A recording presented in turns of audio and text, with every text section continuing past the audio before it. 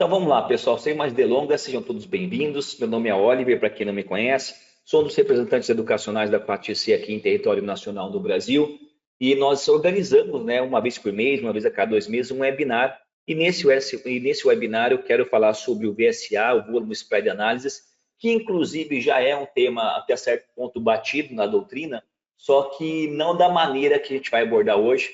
Eu acredito que a gente vai abordar o VSA de uma maneira mais inovadora, colocando análise de cluster. Para você que não sabe o que é análise de cluster, é o Graph Footprint, é o Graph Tape Reading, para validar o padrão de reversão de movimento. Porque o que é o VSA? O VSA, vocês vão aprender comigo, que é uma probabilidade de ser um gatilho operacional de entrada de reversão de movimento. Pronto. Isso é o VSA. É uma probabilidade, né, é um padrão, né, que tem uma grande probabilidade de ser um gatilho de reversão de movimento e é um padrão muito lucrativo, tá? Então é isso que nós vamos abordar e nós vamos melhorar esta visão do webinar justamente aí com a nossa interpretação moderna usando análise de cluster, ok? Bacana. Tendo o exposto, vamos aqui para a nossa apresentação.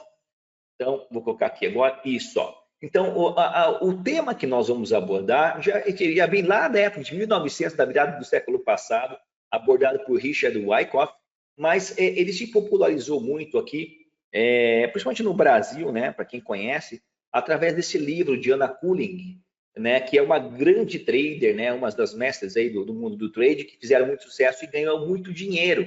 E ela ganhou muito dinheiro justamente com essa técnica do VSA, onde inclusive eu tenho um curso, né, para quem sabe, que é meu curso de volume, né, onde a gente aborda, na verdade, né, o volume e o guia definitivo, a gente aborda também parte dessa dinâmica e basicamente eu vou dar uma sinopse nesta aula, mas com uma interpretação moderna justamente para que a gente possa... Boa noite os amigos aí, para que a gente possa estar entendendo melhor qual que é o nosso objetivo, tá? Então, Anna Collins diz no livro dela que quando ela identificava esse padrão, e você vai ver que esse padrão é um padrão fácil de identificar, porque isso acontece em qualquer mercado, em qualquer ativo, em qualquer fractal, em qualquer time frame. Ela diz que ela só esperava, só gostava de operar esse padrão. Não é um padrão tão fácil, né, tão simples de ser identificado, não da maneira que a gente vai passar para vocês, porque a gente vai melhorar o padrão dela, porque na época dela eu quero que você entenda que ela não tinha acesso a essas ferramentas de trade, né, que nós temos hoje, profundidade do book, liquidez de mercado, o fluxo de ordens, o order flow, as ferramentas de gráfico footprint, nada disso. Ela tinha o velho e bom gráfico de candles e ela tinha muito sucesso, né? E aí você vê que a psicologia, agora eu tenho que dar um braço a torcer para a análise técnica clássica, a psicologia em volta, né, por trás da formação dos próprios candles, é muito preponderante para a tomada de decisão da Anna Collins quando esse padrão acontece. Por mais que ela não soubesse a miúde, como nós sabemos hoje, o que efetivamente faz esse padrão acontecer, ela interpretava esse padrão como uma possibilidade real de gatilho de entrada, porque era um padrão de rejeição de preço. E a análise técnica clássica fala que esse é um padrão de rejeição, né? E que em virtude do próprio pavio que o Kennel deixa, e aí eu vou aliar isso junto com o volume, que é onde ela aprimorou, né? Eu acho que o VSA é um aprimoramento, existem níveis de escalonamento de conhecimento.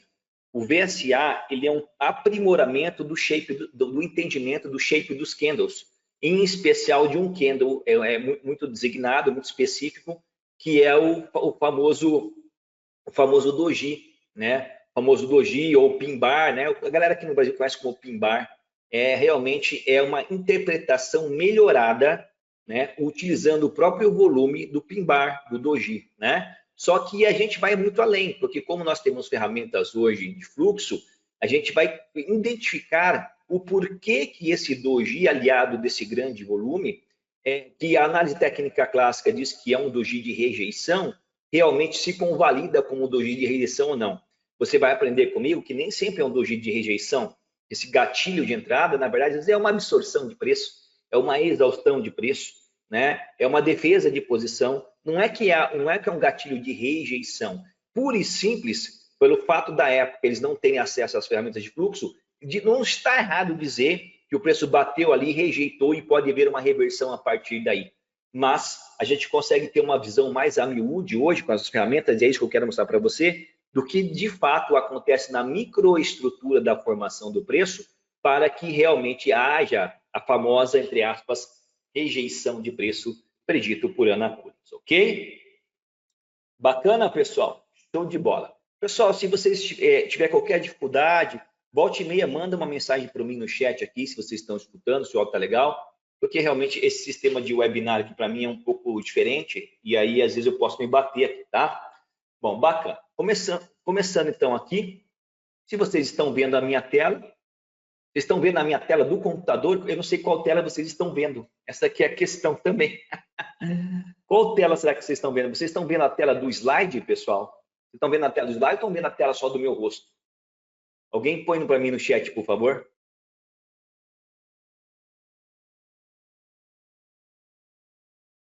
Tá aqui.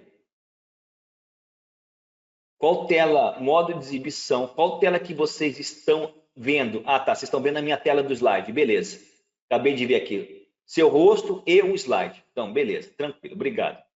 Tranquilo. Então, tá bom. Então, vamos continuar o nosso bate-papo. Eu quero ir já direto, assim, eu vou fazer só uma introdução e eu quero ser muito prático. Não quero passar de 1 hora de webinar, tá? Então, começando aqui o nosso bate-papo, eu faço uma leve introdução da forma de utilização do volume da forma convencional, digamos assim. O volume hoje, aliado ao estudo gráfico, ele é usado como confirmador de movimentos, ponto. Né? Se há um rompimento, esse rompimento ele pode ser mais verdadeiro se for um rompimento com alto volume. Se o volume acaba no final de movimento de tendências, é possivelmente uma exaustão, é o final do movimento. Né? E basicamente o volume confirma movimentos. Né? Essa é a interpretação do volume. Quando eu falo do volume, eu estou me referindo daquela barra de volume financeiro que fica embaixo do gráfico, e não nesse caso aqui, né? Essa aqui, né? Essa ferramenta de volume financeiro, né? Que fica aqui dentro de baixo do gráfico.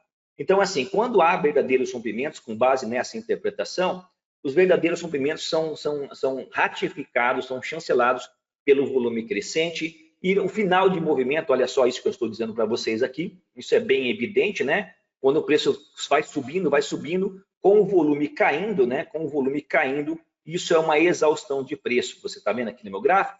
Então, isso aqui é o padrão. Esse é o padrão, né? Se o preço sobe e cai com o volume caindo, é uma possível falta de interesse, é uma possível exaustão. E se o preço sobe com o volume crescente, né? É uma confirmação de movimento. Mas nem sempre isso acontece, né? Nem sempre isso acontece. Por exemplo, olha a divergência dessa interpretação tradicional da utilização do volume. Aqui você vê o preço subindo, né? Aqui você vê o preço subindo com o volume, deixa eu gerar aqui, ó. Aqui você vê o preço subindo com o volume caindo, certo? Beleza, ok. Só que aqui você vê também o preço subindo, você vê o preço subindo com o volume subindo, e daí o preço reverte. Você está entendendo? Ora, pois, se o volume confirma tendências, como que o volume cresce nessa mediana e daí nós temos também esta reversão de movimento?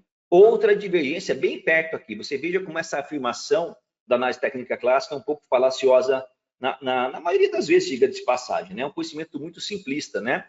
A tendência de baixa se engendrando aqui, né? O volume bem alto, o volume crescente também, uma tendência de baixo volume crescente, a tendência confirma movimentos, ó. E o preço para de cair e depois se reverte. Mesma situação, né? Então, o que acontece? Esta afirmação da análise técnica clássica pura e simples, sem uma análise de contexto, tá? Em que o volume é confirmador de movimentos, realmente ela tem um calcanhar de Aquiles, tá? Então, aí a galera fala que, além disso, então, verdadeiros rompimentos são ocasionados por alto volume, né? Falsos rompimentos geralmente têm pouco volume, e daí os caixotes de acumulação geralmente ocorrem com pouco volume. Essa é uma interpretação clássica, eu não vou fazer um curso de volume aqui, né? Na verdade, isso aqui é muito básico, e eu acredito que a maior parte de nós aqui já sabemos de tudo isso. Ok? Tá bom. Então, aqui na tela, aqui, inclusive, eu mandei esse material para vocês, tá? Dentro do e-mail da 4XC, vocês devem ter recebido esse material. Aqui na tela nós temos essa perspectiva, né? De que o volume confirma movimento, eu mostrei no gráfico, essa matéria aqui é só um slide, uma apresentação mostrando para você que realmente às vezes isso acontece, o volume crescente confirmando movimentos, só que a gente percebe muitas vezes que o preço termina o movimento em exaustão, que é um outro fator, ou às vezes o volume cresce no final do movimento, e daí o preço reverte. E aí que vem um questionamento, tá? Um questionamento que aí começa a entrar a matéria de Ana Coolins também, que é o BSA. Ana Coolins percebeu que a afirmação da análise técnica clássica, que o volume confirma movimento, ela é um tanto quanto falaciosa. E é muito fácil de a gente perceber isso, né? E ela percebeu que, na verdade, dentro dessa possível confirmação de movimento, muitas vezes a tendência se engendra com o volume crescente, como aqui, só que quando chega no final da tendência, o volume, nós temos o maior volume. E é justamente onde nós temos o maior volume que o preço reverte. É engraçado isso, né? Então, aqui, ó, o volume crescente confirmando a tendência e justamente no final do movimento, onde nós temos os maiores volumes. E ela percebeu, mas se o volume confirma a tendência e os maiores volumes estão acontecendo no final, por que o preço parou? Por que o preço para quando eu tenho um dos maiores volumes no final? É isso que ela se questionou, né? Porque se o volume confirma a tendência, enquanto o volume está crescendo, a tendência deveria continuar. E às vezes ela percebeu que isso não é, na verdade, isso não é raro. Perceba aqui neste exemplo, ó, do outro lado aqui nesse slide, bem aqui na outra ponta da minha canetinha, o maior volume aconteceu justamente no final do movimento. Aí que ela começou a perceber, bom, então nós temos o que acontece nesse final de movimento que ele ele tem esse grande volume. Aí ela fala, bom, volume é troca de lote, volume é financeiro, volume significa comprometimento, volume pode significar também defesa de posição. E ela percebeu que o grande volume no final do movimento, na verdade, não é o confirmador de tendências onde o preço poderia continuar. E, na verdade, pode ser um indício de uma possível rejeição de preço. E aí ela começou a aprofundar cada vez mais isso. Então, o volume, além de dar starts em movimento, além de ser confirmador de movimento, ele pode significar altos volumes também, depois que a tendência já andou uma certa quantidade, e aí fica o meu insight, principalmente na renovação de máximas e mínimas, né? O volume alto também pode significar final de movimento. Final de movimento, né? Então, realmente, a utilização do volume, ela é um pouco icônica, ela tem as suas discrepâncias, mas a partir do momento que você entende o que o volume alto significa, o volume baixo é exaustão, falta de apetite, falta de interesse, o preço cai no vazio, porque os caras cancelam liquidez, hoje a gente sabe disso, e eu não vou me aprofundar nisso. Mas o volume alto, né, do ponto de vista do volume de agressão, nós não estamos falando de liquidez de mercado, entenda desta forma, para quem é um pouco mais avançado, ele no final do movimento, ele tem um significado. Tá? E é isso que a Ana Coolins começou a estudar. E ela juntou esse volume alto junto com o shape, a forma dos candles. A forma dos candles. Ora, pois, você concorda comigo também? Você concorda comigo também? Deixa eu ver no próximo slide aqui se vai aparecer isso. Que se o volume, tendo dentro do shape dos candles, nós temos nós temos assim uma doutrina, digamos assim. Tá? Eu vou deixar a tela branca para vocês verem aqui. Vocês estão vendo a minha tela branca? Se eu tenho um candle grande, cujo ele é um Marubozu, cujo fechamento é perto da máxima, consequentemente, quando eu vou fazer um estudo do gráfico de volume, eu entendo que o volume desta barra tem que ser grande. Porque se o volume confirma o movimento e eu tenho um candle com shape grande, o volume desta barra geralmente também vai ser grande. E assim é o que nós entendemos, né? Agora, o que acontece? Não há uma divergência, não há uma discrepância entre o próprio movimento do preço, porque o candle tem a missão de mostrar a movimentação do preço, certo?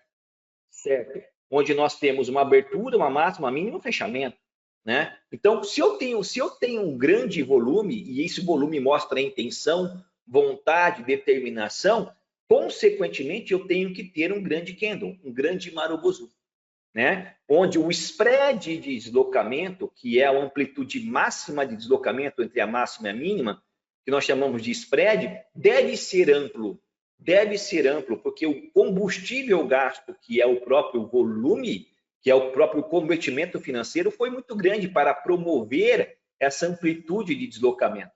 Ok, tranquilo, tá tudo certo. Bacana.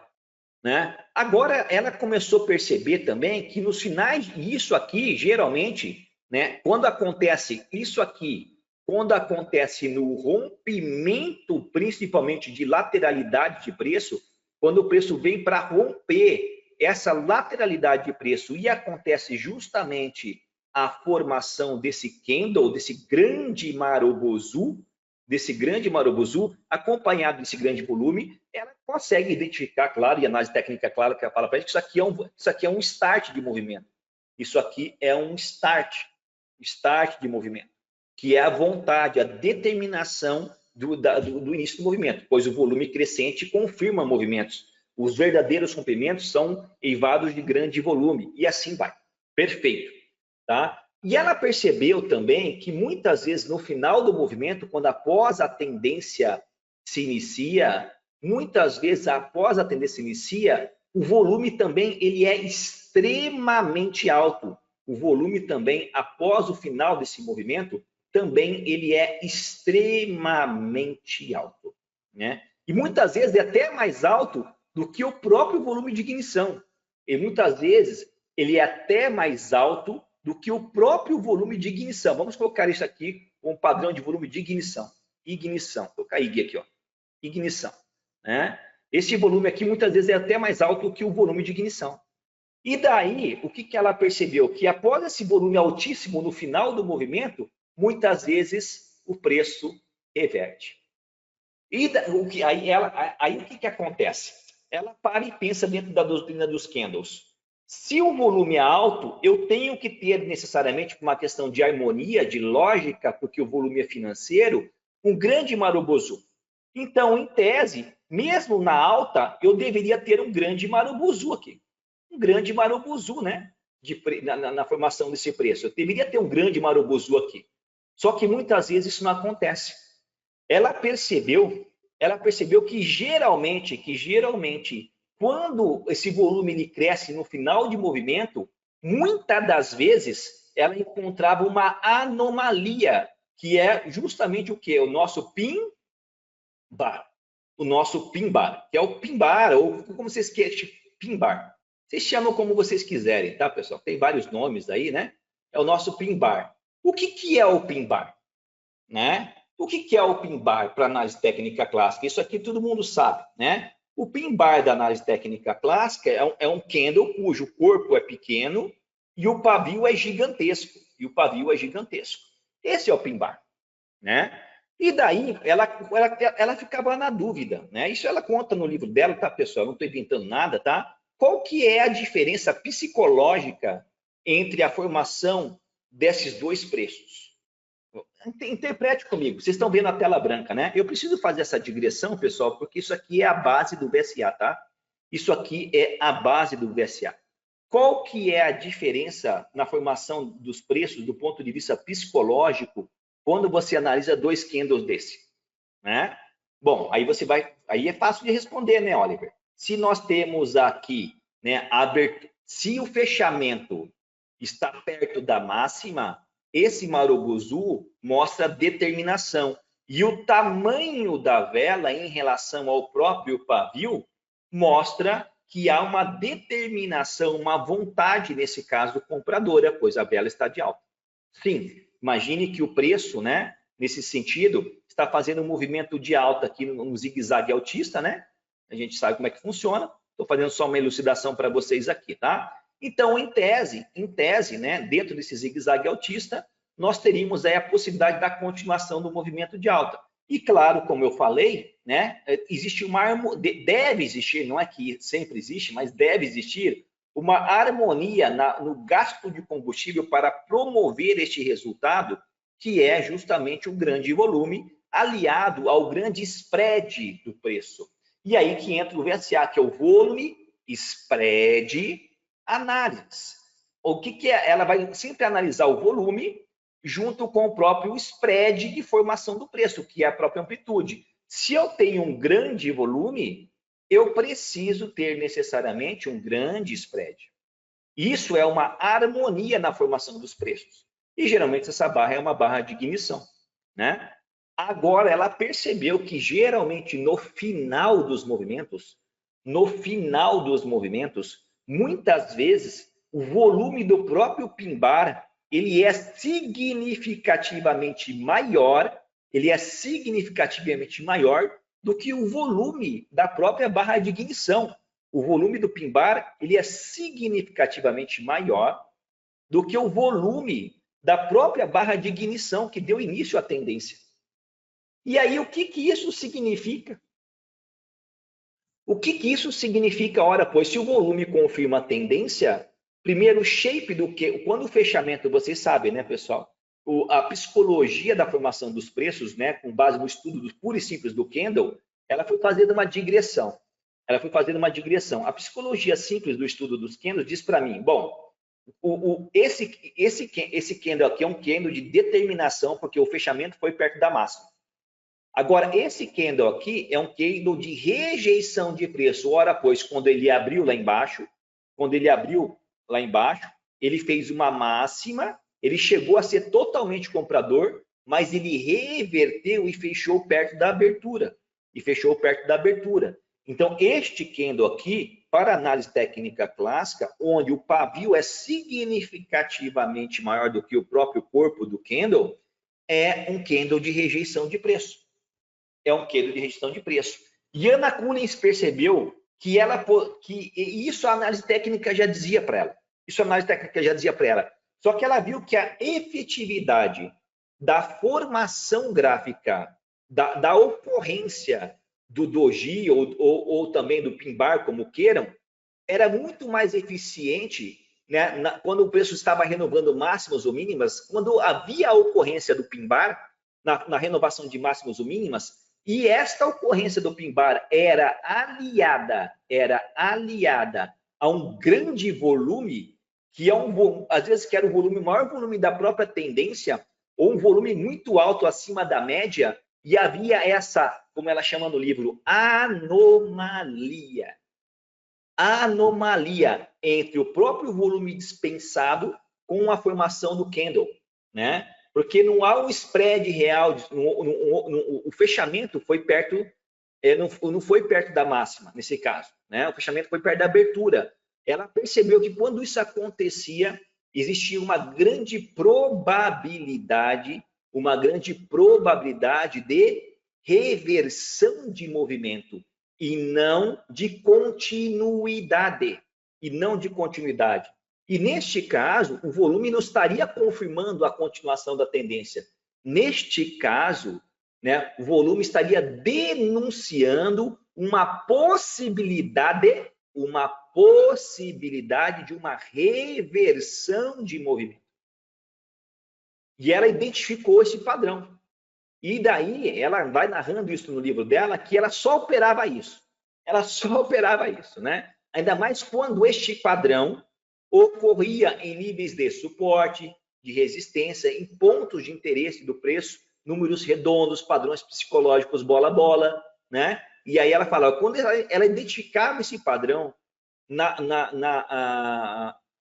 geralmente, né, depois que a tendência tinha andado um pouco, né, fazendo no final da frequência da tendência, ou quando o preço estava sobrecomprado ou sobrevendido, e principalmente também quando o preço atingia o nível de suporte ou resistência, ela diz que era o padrão mais lucrativo, que ela ganhou muito dinheiro fazendo isso. Vou tomar uma aguinha aqui. Tá bom, pessoal? Mas até agora a gente não respondeu, né? O que realmente acontecia na formação desse preço, nesse pavio. Qual que é o histórico que esse pavio conta? Para Ana Kunins, é uma rejeição de preço. Né? Porque se o volume financeiro é grana, é dinheiro, né? Eu vou traduzir para você. Essa rejeição de preço, eu quero que você entenda a partir de então, para facilitar a tua compreensão de como isso é poderoso. Calma que a gente vai para o gráfico. Eu preciso fazer essa introdução, porque tem gente aqui no webinar que não está muito cru, né? Eu quero que você entenda que esse grande pavio, com esse grande volume, toda vez que você vê isso, você vai lembrar de briga. De MMA, de briga, tá? Aqui é um R, tá? De briga, tá? Então, a Ana Collins chama isso aqui de barra de anomalia. Ela é muito modesta, muito gentil, né? Eu já sou mais chulo, tá? Eu já sou mais, o buraco é mais embaixo. Até para que você entenda isso. Toda vez que isso acontecer, eu quero que você entenda que isso é uma briga. E esta briga pode ser uma briga de final de movimento, que pode significar uma reversão de movimento. Toda vez que nós temos uma anomalia, onde nós temos um candle, um corpo pequeno, um grande pavio, com grande volume, tem que ser alinhado de um grande volume, isso é um fato condicional necessário. Isso aqui é uma barra de briga que pode, não quer dizer que vai, significar uma reversão de movimento. Ok? Bacana? Bom, Ana Collins chegou até aqui. Ela sabia disso. Esse é o VSA de Ana Collins. É a anomalia entre a formação do candle junto com o próprio volume dispensado para formá-lo. Ora, pois, como repito, se a barra tem um grande volume, ela necessariamente teria que ser um marobozu e não um pimbar. E a partir dessa anomalia, pode acontecer, que eu vou chamar de briga até então, pode acontecer a reversão de movimento. Ok? Ficou claro isso, pessoal? Tranquilo, né? É basicamente isso que eu coloquei nos slides aqui para vocês, tá bom? Que é uma interpretação de sentimento baseado no próprio shape dos candles, alinhado com o estudo do volume. Aliado com o estudo do volume, que veio o VSA de Ana Collins, foi o que eu justamente acabei de explicar para vocês, e tem aqui no nosso slide, né? Tem aqui no nosso slide, né? O volume alto, um grande marubuzu, que é o que se espera, né? E um volume ainda mais alto, um dojizinho, um Dragonfly, como vocês queiram aqui. Olha só que discrepância. O volume não é combustível? Você já escutou alguns doutrinadores no Brasil, eu mesmo também acabei falando para poder chegar nesse fato. O volume não é combustível? Não, o volume não é combustível, o volume é briga. Porque quando tem essa troca de lote, e essa troca de lote faz com que o volume financeiro cresça e ele deixe esse famoso pin-bar, isso aqui é uma briga. Isso aqui é uma briga, tá bom? A briga pela dominância, a briga pela posição, que pode significar uma reversão de preço, e perceba que foi justamente o que aconteceu aqui, né? Na formação dos preços que eu estou mostrando aqui para vocês. Aí o preço aqui foi embora depois, tá bom? Então, isso que nós vamos nos atentar. Isso que nós vamos nos atentar. Pessoal, até então, com relação a essa barra de anomalia ou essa barra de briga, que é esse pin-bar ou esse doji, né, de grande volume, que ocorre geralmente em finais de movimento, que podem significar, aliás, finais de movimento. Alguma dúvida? Alguma pergunta pontual? Claro que vocês só vão atestar tudo isso olhando no gráfico de vocês, né? Eu não sei se a galera aqui consegue abrir o microfone, eu acho que não, né? Eu acho que a galera não consegue abrir o microfone. Deixa eu ver aqui todos. O que é exibir? Exibir as webs de todos. O que é isso? Exibir? Não tem, não tem essa possibilidade. Tá. Beleza, pessoal. Então, alguma dúvida pontual? Se não tiver, dá ok no chat para a gente poder continuar. É importantíssimo que você entenda essa introdução.